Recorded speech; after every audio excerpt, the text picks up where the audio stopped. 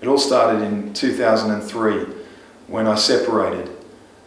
Things started going downhill for my children as soon as my ex moved in with her new boyfriend. My youngest son told me about how he was forced to sleep next to her boyfriend, and that the boyfriend was naked in bed next to him and he'd be sweaty. I was told by others that they saw my ex-wife tongue kissing my youngest son and touching my eldest son's penis. I saw my children's behaviour change almost instantly. They were sad all the time, they'd be crying. Imagine how heartbreaking it is when you don't see a child smile anymore. My eldest child became quite aggressive and violent, even towards his younger brother, and I'd never seen that before.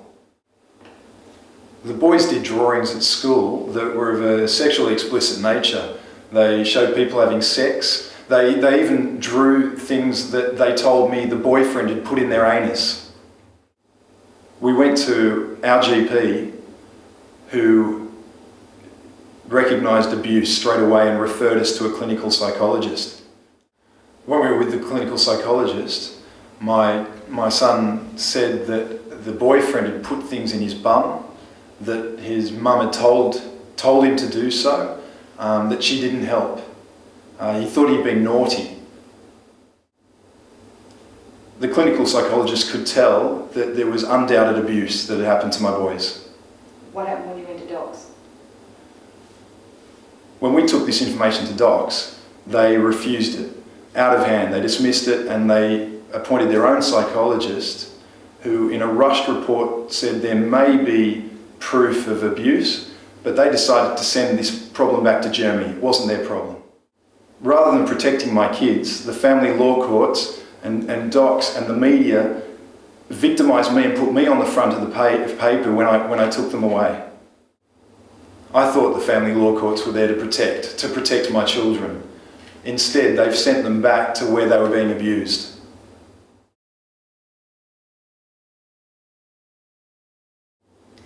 I left the father of my children just after they were born. I was terrified of him. We agreed to consent contact orders. Then after a while they started coming back home with bleeding in their nappies. This all came to a head when they got older and they were able to tell me that their father was putting things in their bottom, and it hurt. I took them to the doctor, and I also tried to talk to the father to see what was going on. I also stopped contact. We went back to court, but the judge said that I didn't have enough medical evidence for my claim. Meanwhile, the kids had been interviewed by docs who'd substantiated a risk of sexual abuse. The police took out a search warrant on the father's place, but there was a lot of time between the notice of the warrant, so he had time to get rid of all the things that the kids had told docs he was using on them. I was ordered to continue the contact with the father, even though I knew in my guts that he was doing terrible things to them. This time, a doctor documented an anal tear on one of my children. I went back to court. I was told I couldn't get legal aid because my case lacked merit, so I had to self-represent. But I had a doctor who was able to testify in court that the kids didn't suffer from constipation, which was the reason in the beginning that the father said they were having this rectal bleeding. This time, the judge ordered supervised contact only. Now, by this time, the kids had started to kick and scream and cry, run down the street, wet themselves because of the fear of seeing their father at this supervised contact centre. One of the children became very disturbed, suicidal, tried to self-harm. The other child became violent, very aggressive towards me and angry. They both wanted to know why I was sending them back to see their father. I tried to get help, but in the end, in order to protect my kids, I fled to another state. After a while, they started to recover from the abuse, but in the end, I was found. So, back to court again. This time, the judge decided to rehear the whole case, even though there was evidence of sexual abuse, because apparently by this time I was suffering from a mental disorder. The psychiatrist said that I was delusional because I believed what my kids told me. I self-represented again.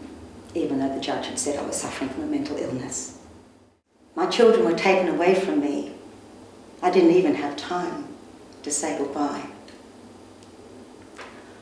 I'm appealing, but my family is in very deep debt. They've been with the father now for over a year.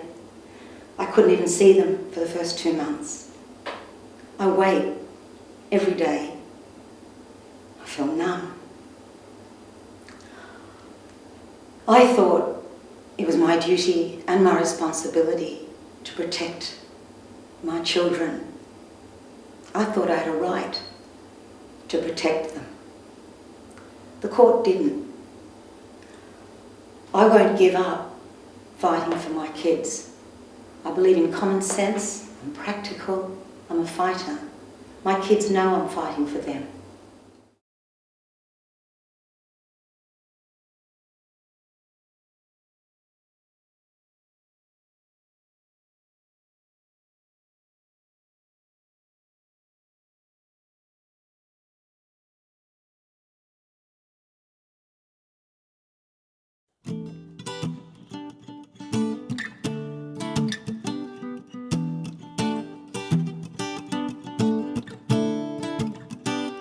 In the silence of injustice, innocent she screams. In the silence of injustice, innocent she screams.